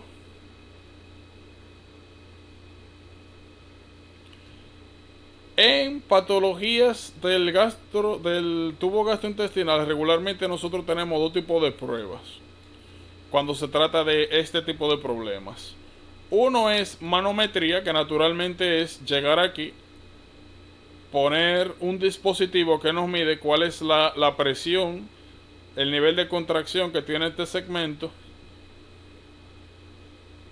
Y los segundos son los métodos diagnósticos, como ustedes están viendo acá. El esófago normalmente no se ve así. Por ende, esto probablemente fue un esofagograma con varios, o sea, con un elemento de contraste. Cada vez que usted vea una manometría, esophageal manometry chart, mírenlo acá. Más adelante nosotros vamos a hablar de manometría y vamos a ver los diferentes patrones que se encuentran en las diferentes patologías, porque naturalmente acalasia es solamente uno. La manometría, como les decía, lo que mide es el comportamiento, las presiones que se generan frente a estímulos en segmentos del sistema gastrointestinal, en este caso segmento esofágico. Eso que ustedes están viendo acá es el llamado X-ray Bird's Peak sign. Mírenlo ahí. Ya. No tengo que hacerlo. Ese es el llamado signo de el pico de ave. Lol. Cada vez que ustedes vean eso, no tienen que pensarlo. Acalasia. Fíjense, de aquí en adelante ya no pasa. Incluso si eso ustedes lo vieran en una persona naturalmente acaba de nacer, ustedes lo que piensan es en atresia esofágica. Pero si ya es en alguien adulto que previamente estaba bien, pues acalasia. Donde el esófago parece que termina en un fondo de saco, pero no es que aquí no hay esófago. De hecho, se ve una pequeña línea como un string sign. Es que este segmento está tan contraído que no permite el paso del medio del contraste. Miren ahí. Regularmente lo primero que se trata es darle toxina botulínica, que ustedes saben que es un agente paralizante. Y como el problema aquí es la constricción muscular, pues usted es un relajante, pues se fue el problema. Si eso no funciona, ya usted sabe, cirugía, dilatación manomérica. Miren, las patologías esofágicas.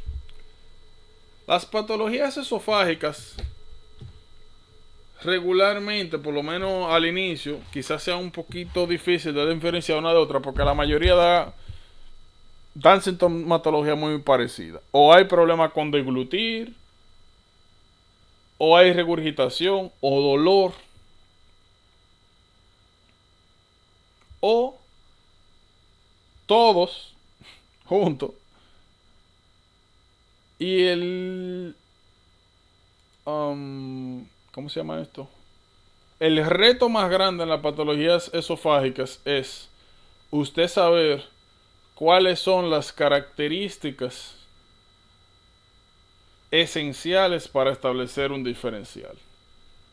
Cuándo sospechar una de otra, porque fuera de eso van a ver casi lo mismo. En una van a ver sangre, en otra no, pero en general es problema, dolor, disfagia al tragar, regurgitación.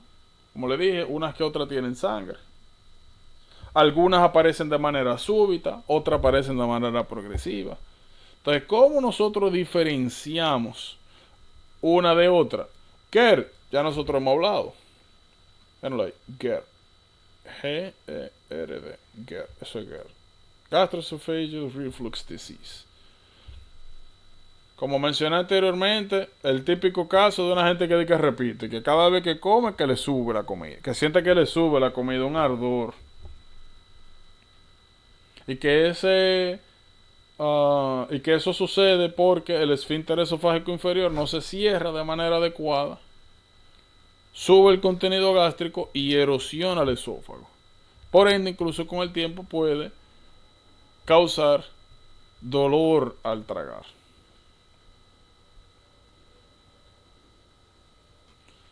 Fíjense lo siguiente. GERD es una condición. Esofagitis es cualquier patología que te cause inflamación del esófago. GERD, como mencionamos, cuando sube el ácido gástrico puede causar esofagitis. Pero asimismo también cualquier patología infecciosa puede causar esofagitis. Se lo digo para que si a ustedes más adelante le sale una persona que tiene GERD y de un momento a otro por las secreciones ácidas desarrolla esofagitis, que no se me confundan. GERD nuevamente es problemas con la regulación del esfínter esofágico inferior. Esofagitis ya es daño directo a la mucosa esofágica. Ya nosotros hemos hablado de muchas de estas causas en generales. Ya hablamos de CMV y de esofagitis herpética. Y dijimos que ese diferencial era principalmente importante conjunto con cándida en pacientes con VIH. ¿Alguien recuerda cómo diferenciar entre las diferentes causas de esofagitis en pacientes con VIH? Sobre todo estas, herpes y CMV.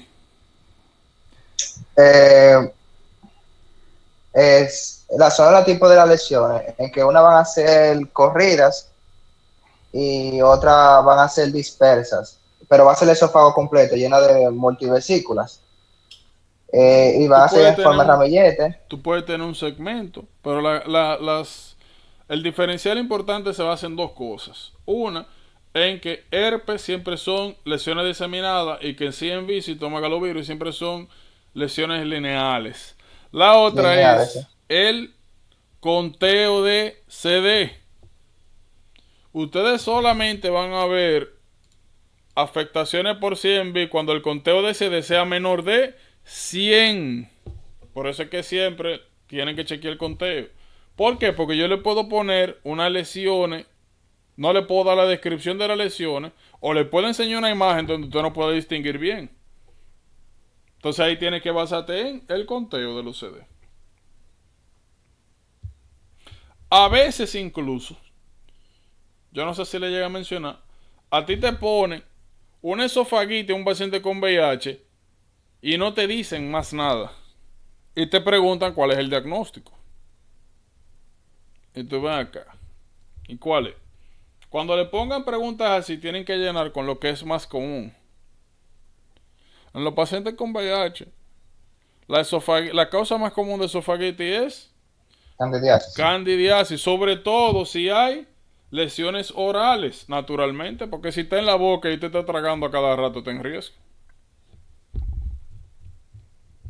Por si acaso. Miren, estructura esofágica, eso es muy importante, sobre todo en un escenario particular. Cada vez que ustedes tengan un paciente, oigan bien, que o hayan manipulado el esófago con una endoscopía o algún procedimiento agresivo, invasivo, o un paciente que haya tragado algún tipo de agente cáustico, que se intentó de que suicidar, se bebió un ácido, una cosa, un pote de color, lo que sea, cáustico. Tienen que pensar en que en la próxima semana, meses, se pueden desarrollar estructuras esofágicas, que son sencillamente segmentos de fibrosis. El síndrome de Plummer-Vinson es uno de estos síndromes como tipo MEN que usted tiene que buscarlo. Ahí está la triada. No hay que decir más nada. Lo que sí me gustaría agregar es lo siguiente. Plummer-Vinson syndrome. Vamos a buscar primero la endoscopía. Mírenlo ahí. Esto es lo clásico. Ustedes están viendo eso, parece una válvula. Cada vez que ustedes vean eso, en esófago, Plummer-Vinson. Pero lo más común es que se vean así. Que sea como de manera parcial, que esos son los llamados esophageal webs.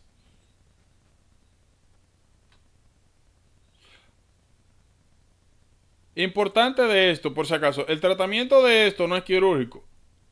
Yo no sé por qué, pero es interesante. Regularmente en Plummer-Vinson syndrome, cuando usted corrige la deficiencia de hierro, desaparecen los síntomas. incluyendo esto, se van cuando usted da hierro. Misterio de la vida. Lo otro era esofagogram. A ver si aparece. Ok. Bueno. Miren. También le pueden poner esofagogramas. Y se ven así como muescas. Por si acaso. Esos son los esophageal webs. Por si acaso. Luego de eso, esencialmente prenderse su triada.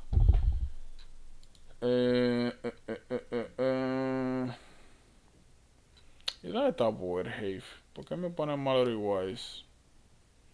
Abajo, en esophageal perforation está. Deberían poner uno al lado de otro, porque miren, síndrome de Mallory Wise regularmente tiende a ser un diferencial de Boerhaave. Cheque. Imagínense que usted tiene un esófago cualquiera.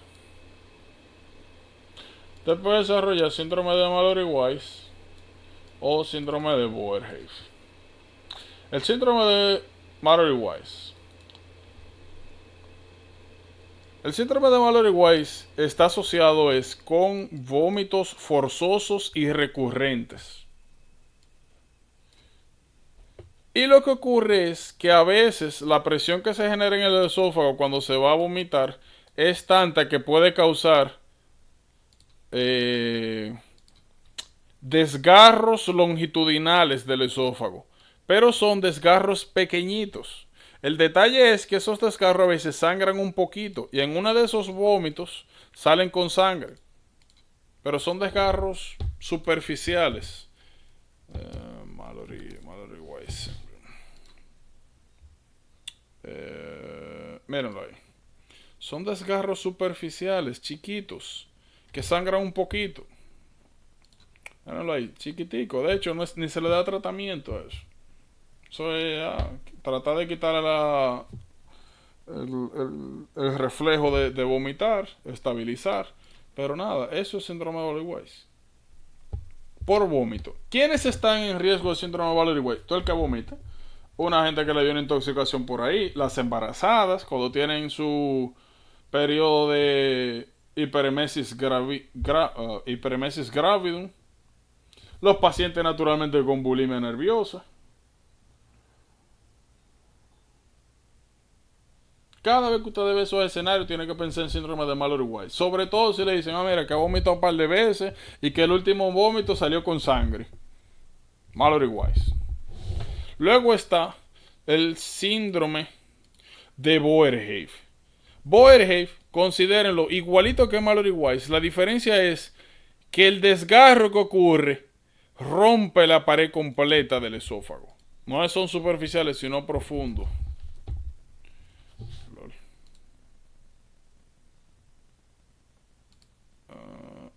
Bueno, se ve medio... No se ve tan bien ahí. Pero son rupturas completas. Se supone que por aquí debería ser son rupturas completas, de la pared completa. También sangran.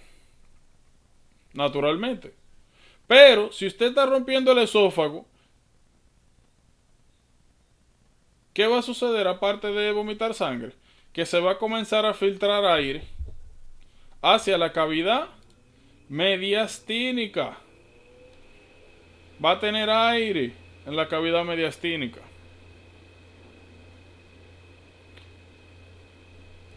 Por eso es que acá le ponen su... Mírenlo acá. Miren, hay dos cosas. Cuando usted tiene perforaciones o leaking de aire del sistema gastrointestinal, tiene que tener cuidado, porque pueden pasar desapercibidos.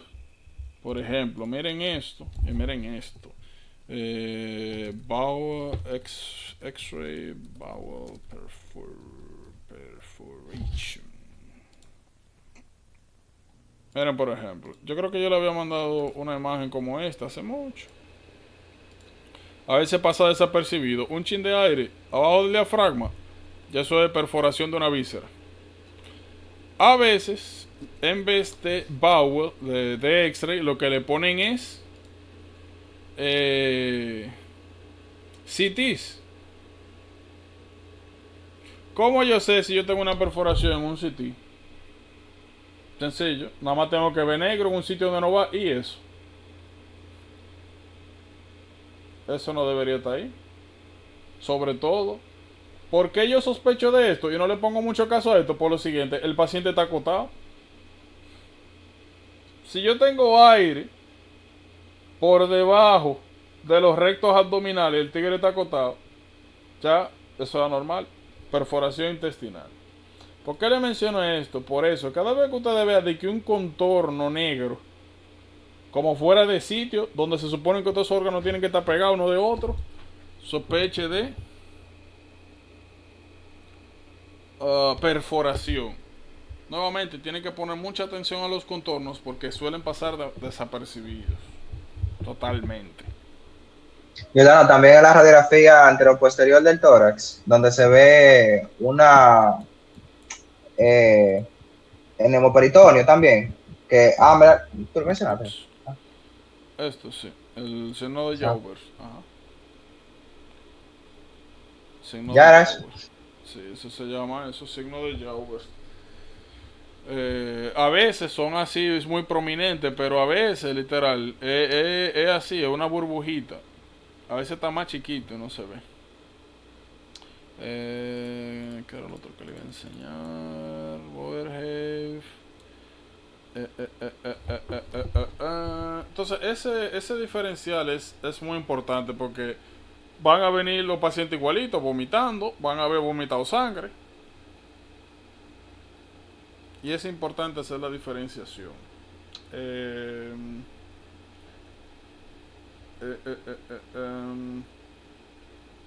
Yo creo que ahí está bien.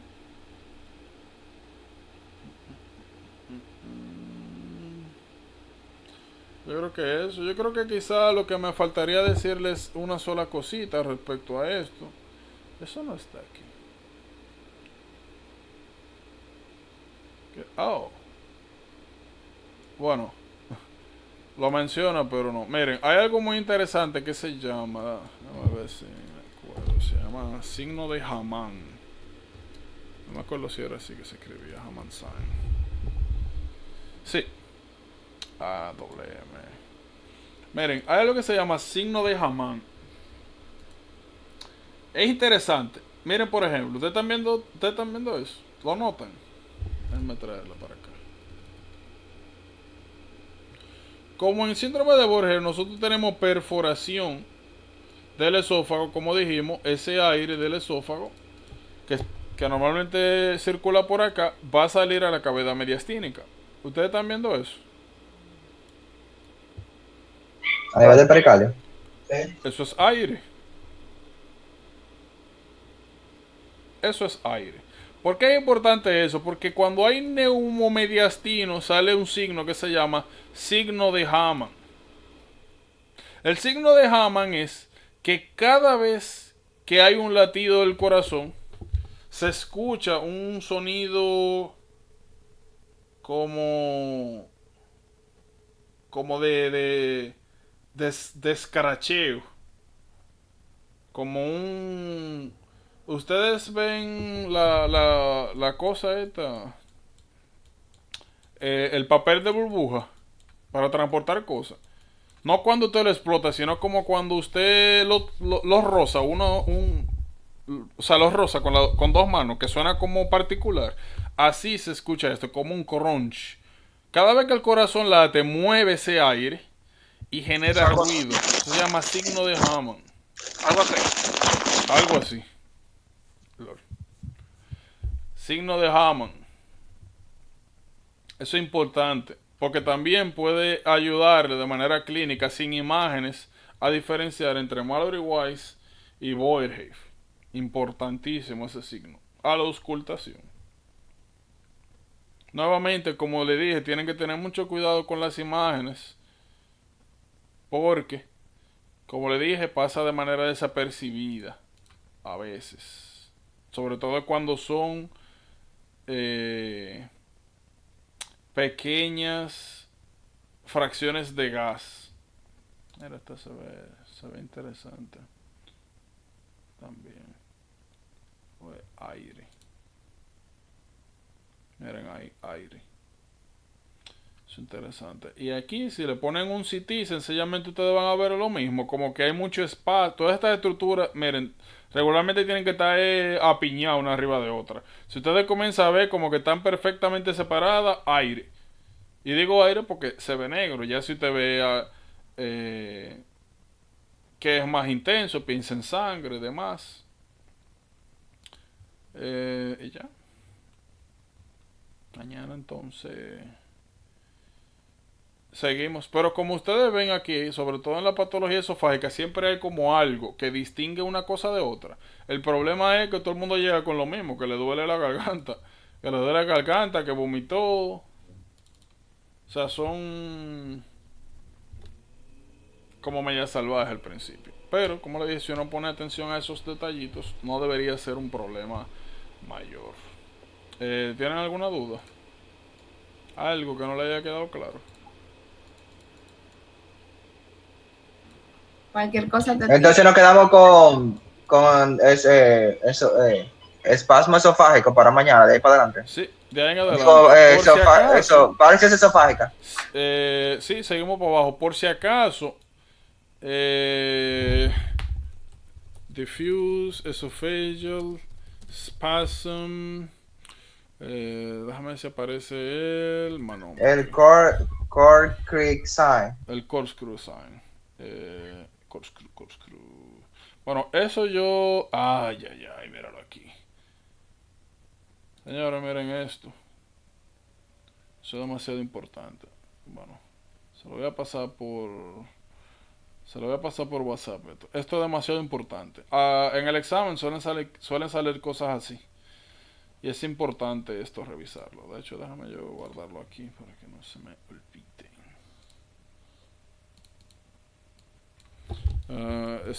Esophageal manometry versus. Eso es sumamente high yield.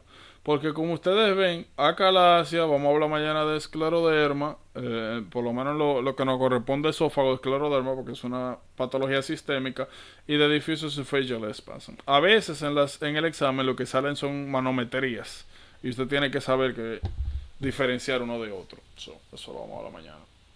Así que sí, seguimos derecho.